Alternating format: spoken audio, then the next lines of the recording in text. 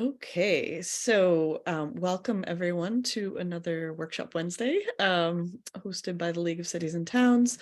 I am Jennifer Slattery, Director of Training and Membership, and we are excited today to have with us some folks from NEEP. And I'll let you folks discuss what NEEP is and what interesting content you have to share with us today for municipalities. So John, I'll toss it over to you. Thank you for being here. Yeah, thank you, Jen. I appreciate having us here today to talk about some of the work that we do and something specific that we're launching in Rhode Island here very soon. So I'm John Balf. I'm a senior manager on the NEEP team, and I'm also joined by my colleague Chase, who I'll let introduce herself. Hi, I'm Chase McPherson. I'm the Community Decarbonization Associate at NEEP. Good. And I'm just going to pull up my slides here. Hopefully that'll work out smoothly. All right, hopefully folks can see that opening slide there. So that's us, Chase and John. Yeah, we're both from an organization called NEEP, Northeast Energy Efficiency Partnerships. It's a regional nonprofit, so we work throughout the Northeast and Mid-Atlantic states from Maine down to West Virginia, so pretty large geographical area. And we work within the space of building energy efficiency and decarbonization. And oftentimes we get involved more on kind of the policy programmatic level. We do a lot of work with the state of Rhode Island. We've worked with several communities in Rhode Island. We've worked with the Rhode Island Department of Education in the past and the school building authority there. So we've been around for a little over 25 years now. We're one of 6 of these types of organizations across the country, but the only one obviously in the Northeast area. And a lot of our role is around bringing together parties that aren't always talking as much as they could be and sharing best practices and lessons learned. And that's definitely a theme that you'll see within the network that we're starting here in Rhode Island as well. So the goal of our presentation here today is to be more conversational, but to share some insights into a project that we're launching called the Rhode Island Energy Network. And then also to give a little preview of some of the information that we will be sharing as a part of the network. Chase will be focusing on some of the federal funding opportunities that are available to Rhode Island communities. So that's really the goal today. We hope to get folks excited about joining the network and hopefully committed to it as well. And we'll have kind of a link or a Google form to sign up and get more information if you're interested at the end. So this project, the Rhode Island Energy Network project, is funded through a local nonprofit organization down there in Newport, 11th Hour Racing, who does a lot in the space of sailing and sports, and also has a commitment to sustainability and the environment. So thanks to them for providing us with this funding for this project here today. So I will start by talking about this network that I've mentioned a couple times now. And I think if you work in the clean energy space, or even if you're outside of it and read a little bit about it every now and then, because it's been in the headlines more and more, you'll hear about things like installing heat pumps and transitioning to electric vehicles and generating energy from renewable sources and so on. These things are in the headlines on a much more regular basis now than we've seen in the past. And on top of that, the state of Rhode Island and many communities are making commitments to clean energy. The state has a 100% renewable energy goal by 2030 and a 45% emissions reduction goal by 2035. And similarly, communities are making those commitments as well. We see folks creating plans and then taking action to implement and reduce their emissions. There's maybe folks on the line that have gone through the municipal aggregation process as one example of action that folks are taking. So what we're trying to do is build out this energy network in Rhode Island as a peer-to-peer exchange group focused on the topic of reducing emissions from buildings. And this is meant to cover really community-wide buildings, so not just the public buildings that the municipalities operate, but also trying to engage with business owners and residents alike on mandatory or voluntary projects to implement these types of strategies. So yeah, we recognize the challenge of the communities faced with being, bandwidth constraint, with having limited budgets, having limited staff time to devote to these types of initiatives. So we feel that bringing folks together to talk about the latest and greatest projects, to talk about partnerships that they can build, to talk about funding opportunities, we think will collectively be able to make a lot of strides, make progress. And this concept is really built on a similar group in the state of Connecticut, that's been operating for, 15 plus years, I think, there in Connecticut, where these local leaders, local champions are really taking action, asking questions of one another, getting presentations from experts on certain topics. So that's really what we hope to emulate here in Rhode Island with this network. So just a little bit more about the structure of it. So we hope to provide a spot where folks can, at any point in time, just ask questions of one another. So we'll, gather email addresses and put them into a Google group or similar type of format where folks can email one another, email the group, and, just ask a question if they're working on a renewable energy or a solar siting project. You can ask your team members or peers from other communities, about success stories or recommendations or who they've worked with, those sorts of things. So that's kind of the online forum that we'll have. Then there'll also be NEEP team members and some other kind of topical experts that can chime in and provide guidance on those questions as well. We hope to, or we will have regular meetings, approximately 6 to 8 throughout the course of the year, where we bring together this network for, an hour and a half or so. So we're not asking for a huge time commitment on the community's end, but we'd love to have virtual meetings and perhaps one in-person meeting throughout the course of the year, to, talk about whatever energy issues folks are having or potential funding opportunities.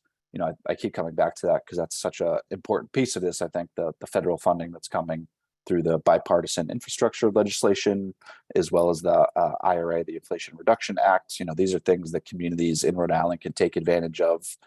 Some of the funding is formula funding, which means some of the communities are getting direct funds from bill, and then IRA is available to states and then to homeowners and business owners as well. So we want to make sure that we're making folks aware of that funding and what they can take on to improve their buildings.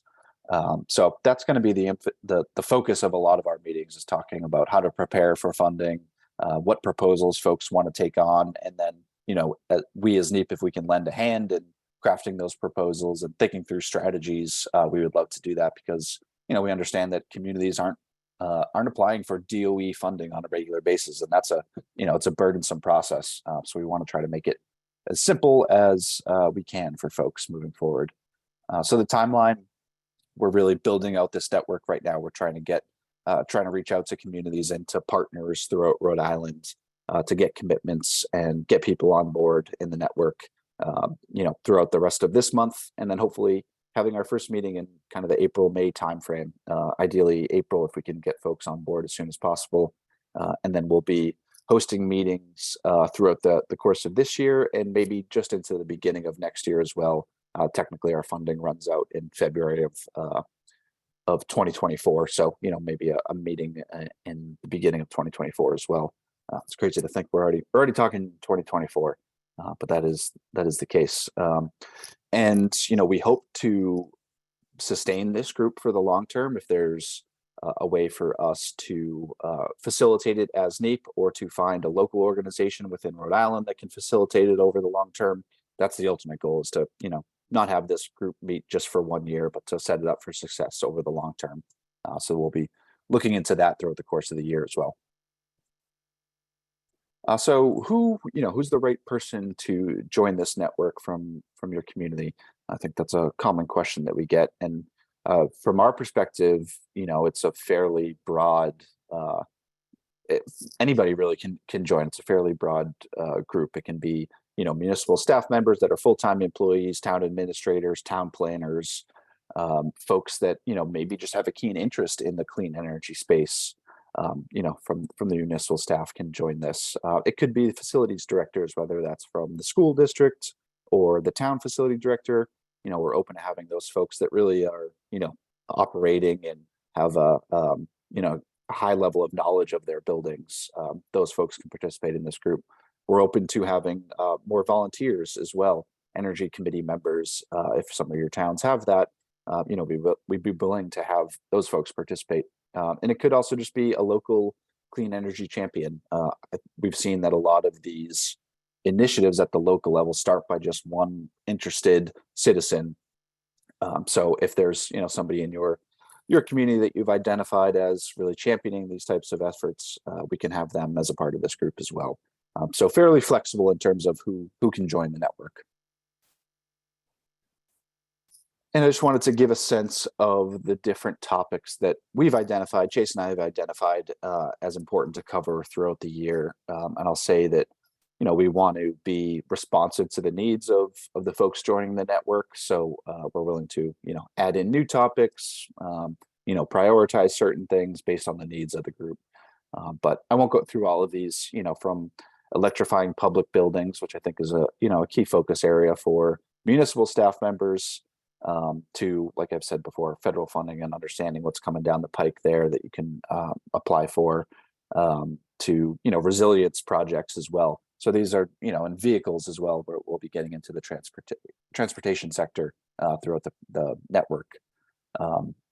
Yeah, so we'll be diving into probably each of these topics in one fashion or another throughout the network, and like I said, open to thoughts and suggestions on other things as well. And to that end, actually, we've got a quick poll here, just to gather some input from folks. And Chase, I think, just put in the link to the poll, so you can click that link, copy it into your browser, and you should bring up an active poll. Hopefully, Chase, you were able to activate that poll. And Yeah, I clicked activate. Let me All know right. if it's not working. Yeah, come off mute. Let us know if there are any issues with it. But I think the first one should be around topics that you'd like to see covered, and feel free to mention any of the ones that I've already covered if you want to emphasize those as being important, or suggest anything new. That would be a-okay too. And that'll just help us kind of hone in on what we want to cover throughout the year. So hopefully folks were able to access that. I'll give it a few more seconds. And this is definitely not the final time that you can suggest things to us. Feel free to type into the chat box or email us afterwards on any other topics that you'd like to cover as a part of the group. Yeah, I see EECBG, the Energy Efficiency and Conservation Block Grant. Definitely something we'll talk about, and I have some slides on federal funding in a little bit, just to get the gears turning. Awesome. And then we've got one more. Do you want to slide over to that one, Chase, or activate that one? I don't know what you have to do exactly, but we're curious. That should work now. Perfect. If you see the next question, it's around, what projects are already under consideration within your community. And again, I tried to make it so that you could select multiple. I don't think I was successful, but feel free to put in the chat if there are other ones that you can't select that you're also working on.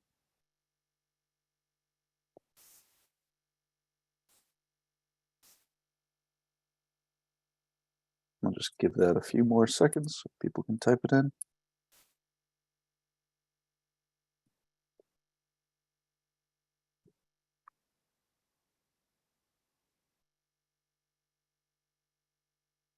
You can see the responses, right? I can, well, maybe attendees can. I cannot, just because I have my screen sharing going. Oh, gotcha. Yeah, so if you want to cover a few, Chase, that would be good. Yeah, right now we have 33% across school building retrofits, EV charging infrastructure, and solar siting. Great. Yeah, and on the first one, some of the word cloud responses, vehicle contracts. Well, it came up kind of weirdly. Charging stations, might say multi-year contracts. As EECBG, as I mentioned, and some other ones. Yeah, poll everywhere doesn't do great when there's multiple words in a word cloud. You'd think they would figure that out by now. All right, awesome. That's good feedback. Thank you all for taking the polls. Like I said, happy to chat more about that. But yeah, I just wanted to give folks a sense of what we're trying to do with this Rhode Island Energy Network. Hopefully, get people a little bit excited about joining the network and seeing how they can help their community, their town save money, improve their building stock, and really take advantage of some of these federal funding opportunities that are going to be coming down the pipe and that have already started with some schools funding opportunities from the Department of Energy. So with that, I'll pause on talking about the network, and Chase will give a sneak peek at some of the things that are happening on the federal funding side of things. Yeah. If anyone does have any questions about the network, happy to take them before we dive into the federal funding. But we really wanted to just kind of give more of that content preview and this is obviously a huge topic that everybody wants to talk about, so we figured we'd dive on into this. Any questions before I start? And I'll just mention, Chase, that we've got a Google form that we can send out in the chat box, and we've got it linked at on one of the last slides. So if folks want to put your email down, put your affiliation down in that Google form to kind of formally register, I guess, for the network. And I'd say there's opportunities if you want to be very engaged, you can be with the network. You can be more of a, for lack of a better term, a lurker and just, hearing about the information that we are sharing out. So that's sort of up to you as an individual. We're trying to make this as least burdensome on the communities as possible and just really kind of a value add. So feel free to fill out that form that Chase just popped into the chat. Yeah, thank you. Okay, so you can go on to the next slide. So just to give just the background of each of these pieces of legislation, the bipartisan infrastructure law, which I'll also refer to as bill, was originally named the Infrastructure Investment and Jobs Act. So the alphabet soup never ceases. It was signed into law on November 15th in 2021, and it allocated funds to over 350 programs, 70 of which are within the U.S. Department of Energy. And that's where we'll focus for the most part. A lot of the grants that we're talking about are from there, but we'll also be talking about some grants from EPA and some of the other federal agencies. And those 70 programs at the Department of Energy got $62 billion. The Inflation Reduction Act was signed into law on August 16th of 2022. And that one is massive. It is $369 billion for climate action and energy security, which is in the form of tax credits, rebates, and loans, and also some grants for governments. And that is really to set the US on a path to reduce greenhouse gas emissions by 40% by 2030. You can go on. Thank you. So this is just a list of, I'll go into some of these in more depth, but a list of some of the funds to look out for. The Energy Efficiency and Conservation Block Grant Program, which someone put in Word Cloud. Grants for energy efficiency and renewable energy improvements at public school facilities, $500 million. Secure rural schools, energy improvement in rural and remote areas, which is $1 billion. The Environmental Justice Thriving Communities Technical Assistance Center, which is kind of affectionately known as TICTAC. That one's a little bit different because it's designed for nonprofits and other agencies to apply for that money to then be able to provide communities with technical assistance. So you could look out for the recipients of that money. And then finally, the Greenhouse Gas Reduction Fund, which is $27 billion from the Inflation Reduction Act, which I'll get into a little bit more as well. So EECBG, the Conservation Block Grant Fund, is 98% formula. 68% of that is going directly to city and town governments and not, state governments. It can cover a lot of different uses. It's one of the broader grants where it can cover energy audits, retrofits. It can cover the process of developing an energy efficiency strategy. You can pay consultants with it and more. And this one there is a pre-award checklist out that if you're seeing these slides later, we'll send them to Jen. You click on that link and follow that, and those are due April 28th for the formula allocations. And that image below is all the towns in Rhode Island that are receiving or, are allocated money through the formula. And I'll just kind of briefly explain formula versus competitive in case anyone's not familiar. Formula means that the federal agency is using a formula based on the town or city's or state's population, and that a specific amount of money is that town or government is eligible for a specific amount of money, and you still have to apply, but it's not a competitive process. A competitive grant, there's no guarantee for any specific entity, but that is kind of more of the free-for-all application. So like I said, 98% of this grant is formula, 2% is available in competitive grants for governments that are ineligible for the formula. So that's mostly governments that have really small populations because, again, the formula is population based. So a small amount is available as competitive grants for those. Next slide, please. The second one that I'll talk about is grants for energy efficiency and renewable energy improvements at public school facilities. This is a total of $500 million and can be used to cover energy efficiency, ventilation, renewables, alternative vehicles, and the alternative vehicle infrastructure improvements. And the eligible recipients are specifically consortia of one local education agency, like a school district, and one or more schools, nonprofits, for-profits, and community partners.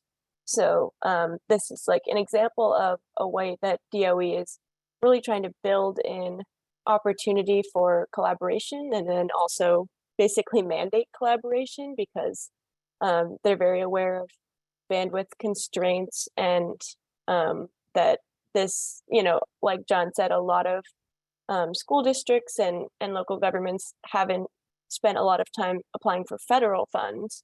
So they're building in a lot of ways for collaboration and also trying to reduce the administrative burden of the applications. The first $80 million, there was a concept paper deadline and those applications are due soon. So the first round of $80 million has already kicked off, but again, that's 80 million of 500 million. So definitely not too late to take advantage, but you'll have a little more lead time if you're just getting familiar now for the second round of applications. And then this last one, this last bullet is the Energy Champions Leading the Advancement of Sustainable Schools Prize or Energy Class Prize. I put it on here, even though the due date was just yesterday, just as an example that this funding is going to be coming out in a lot of different types of prizes within these specific grants. So this one was for up to 25 local education agencies to receive $100,000 to staff and train energy managers. So again, there will be different kind of sub grants and prizes within these large pots of money. So it's definitely not too late, even though some of the money has started coming out, it will be coming out in waves. Next slide, please. Thank you. This one is the Greenhouse Gas Reduction Fund from the Inflation Reduction Act, which is massive. It's $27 billion, which is going through the EPA and will be available until September 30th, 2024. And it's broken into three large buckets, which make up that 27 billion. So the first is 7 billion for Zero Emissions Technologies Grant Program, and that is competitive grants. And it's zero emission technologies for low income and disadvantaged communities. And some of these descriptions look similar. So the distinction of that first one is that state and local and tribal governments and nonprofits are eligible to apply directly to that $7 billion. The second one, the 12 billion, is General Assistance and Low Income and Disadvantaged Communities Grant Program, also competitive grants. This one is for financial and technical assistance for projects that reduce or avoid greenhouse gas emissions. This is basically, the EPA doesn't use the term green bank, but it is kind of like green bank funding, where it's going to nonprofits. It will flow to community financial development institutions, possibly, you know, state green bank institutions, things like that. And it's meant to leverage private capital as well. So the difference between the 12 billion and the 8 billion, which has the same name, is that the 8 billion is specifically for projects in low income and disadvantaged communities. But that's the same thing. It'll go to nonprofits and come out sort of in a similar way to green bank money. And then the next slide. This one is energy improvements in rural and remote areas. It's a total of $1 billion, which will be 200 million allocated annually from 2022 to 2026. State and local governments can apply for this, as well as industry, utilities, community-based organizations, and more in towns with less than 10,000 residents, so rural and remote towns. And it can be used for energy efficiency, getting more renewables in the electricity supply, microgrids, etc. That one has an application open right now, which is $15 million specifically to develop partnership plans and innovative financing strategies. So that one again is the federal agency putting an emphasis on partnership and innovative strategies, and putting out a little bit of that money to say, like, let's get some models for how we can make this funding feasible for, you know, especially rural towns with few municipal staff members and less bandwidth. So that is one subset prize that is open right now. Next slide, please. This one is the Energy Efficiency Revolving Loan Fund Capitalization Grant. I know I'm throwing a lot of things at you. A lot of them have really similar names. We'll share these slides after with Jen to be shared, but you know, also, again, this is just kind of like a taste of what the information we'll cover in more depth and continue talking about in the network will be. So definitely don't have to have everything written down right now, but to get your gears turning about things we'll talk about as a group. This one is $250 million of formula funding for states to establish energy efficiency revolving loan funds. So communities are not eligible to apply directly for this, but we also want to look at some money that states are going to be applying for, where that money will be flowing down, you know, potentially to municipal governments, or that like municipal governments can help their constituents leverage and things like that. So that one's for energy audits, upgrades, and retrofits, and does aim to leverage private capital because it is a loan fund. Next slide, please. So yeah, those are all the grants I covered in detail, but we'd love for you to fill out this Google form that I put the link in the chat to, in case anyone had left and come back or anything. I'll just put the link in the chat one more time. I accidentally opened the link. Give me 1 second. And that's just, you know, for us to collect a little bit of information about people who are interested and keep track, and then we'll be emailing everyone shortly.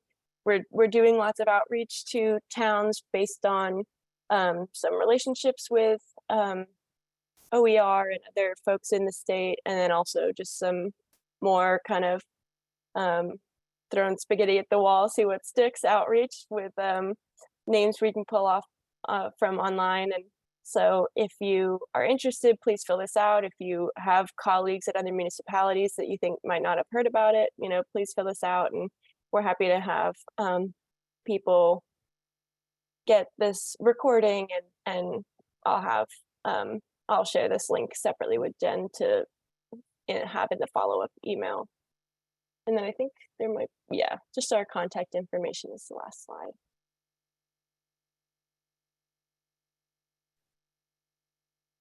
Yeah, I'll just emphasize kind of what Chase was saying about the network, and obviously what was presented is a lot of information. It's a lot for anyone, and we do this on a as a full-time job, so it's a lot for anyone.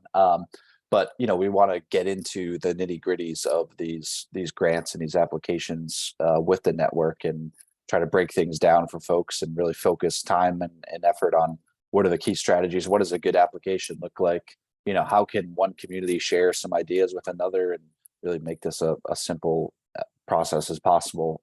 So we presented a lot of info, but the network itself will be getting into kind of more specifics with it. So I think that's all we had, Jen. Back to you. All right, great. Well, thank you very much. If anyone does have questions, please feel free to pop those in the chat or forward them.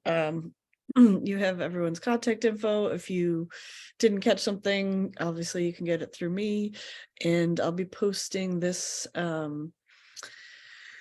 video recording to our YouTube site channel this afternoon. So lots of ways to get the info and get the word out. So seeing no other questions, I will say thank you to John and Chase for being here today. Apologies for my crazy looking frozen screen that my camera is frozen. It's so flattering. But thank you guys for being here, and we'll share this information out. And if you have any questions, you know where to find me. Thanks so much. Thanks Everyone. Have a good one.